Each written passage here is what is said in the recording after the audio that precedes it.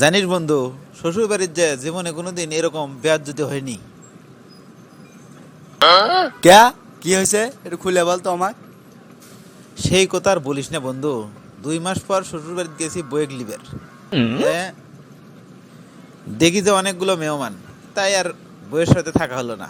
পরে থাকবে দিল শ্বশুরের সাথে। তাই রাত্রে শুয়ে বললাম শ্বশুরের সাথে। 2 মাস বাদে গেছি শ্বশুর বাড়ি। ওইভাবে কি আর বয়েক ছাড়া ঘুম ধরে? থাকবে দিল শ্বশুরের সাথে, থাকলাম শ্বশুরের সাথে। হঠাৎ করে রাত্রে দেখি চুরির আওয়াজ। মনে করলাম বউ মনে হয় চুরি করে যাচ্ছে।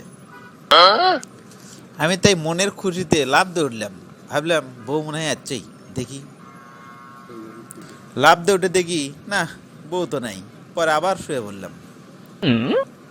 আবার গভীর রাতে দেখি যে চুরির শব্দ করতেছে। আবার হঠাৎ করেই লাফ দিয়ে উঠলাম। আবারও সেই একই কাণ্ড।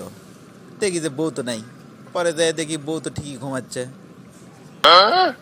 কি আর করবো? পরে মন খারাপ করে শুয়ে বললাম।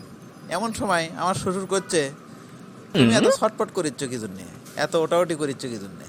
ওটা যে আওয়াজ শুনতে পাচ্ছ, সেটা হলো আমাদের বাড়ির বলদ আছে, ওই বলদের গোলা ঘন্টি লাগানো আছে, সেই ঘন্টির আওয়াজ। Zile, zile, zile, eu alerg,